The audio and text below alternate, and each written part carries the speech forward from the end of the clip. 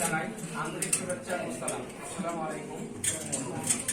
অত্যন্ত দুঃখ ভারাক্রান্ত মন নিয়ে বলতে হচ্ছে আজ আমাদের বিদায় অনুষ্ঠান। যদিও আমরা মনে করি বিদায়ের আনুষ্ঠানিকতা মাত্র, কারণ মন থেকে চিরবিদায় নেওয়া হয়তো সম্ভব হবে না। দীর্ঘদিন ধরে আমরা এই প্রতিষ্ঠানে পড়েছি এবং এই প্রতিষ্ঠানের প্রতিটা শিক্ষক শিক্ষিকা আমাদের বিভিন্ন বিষয়ে অত্যন্ত দক্ষতার সাথে পড়িয়েছেন, যা আমরা কখনোই ভুলব না। ইংরেজিতে বলা হয় the teacher is most is that they are what is this। আর আমাদের শিক্ষকেরা সব সময় উৎসাহ দিয়েছে, এর জন্য আমরা আপনাদের কাছে চিরকৃতজ্ঞতা।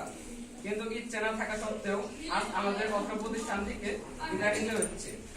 আজ শিক্ষা জীবনের একটি অধ্যায় সমাপ্ত করে পরে আরেকটি অধ্যায়ে পা রাখার উদ্দেশ্য আমরা বিদায় নিচ্ছি।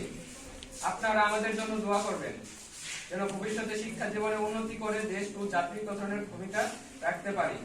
গ্রিক নাট্যকার সফোক্লিস বলেছেন, একটি দিনের আলোর কি যে মহিমা তা জানতে সূর্যাস্ত পর্যন্ত অপেক্ষা না করলে তা বোঝা যায় না।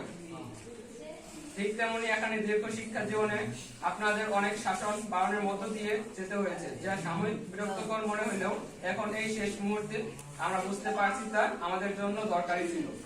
তাই আমাদের কোনো আচরণে যদি কোনো শিক্ষক শিক্ষিকা যদি কোনো কষ্ট পেয়ে থাকেন বা ছোট কিংবা বড় ভুল করে থাকি, তাহলে আমাদেরকে অবশ্যই ক্ষমা করবেন। সমস্ত ছাত্রছাত্রীর পক্ষ থেকে আমি বিনীতভাবে ক্ষমা চেয়ে নিচ্ছি।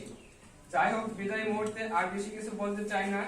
এই প্রতিষ্ঠান এবং প্রতিষ্ঠানের সকল শিক্ষক শিক্ষিকাবৃন্দের উজ্জ্বল ভবিষ্যৎ ও দীর্ঘ আয়ু কামনা করে আমি আমার বক্তব্য শেষ করছি। আসসালামু আলাইকুম।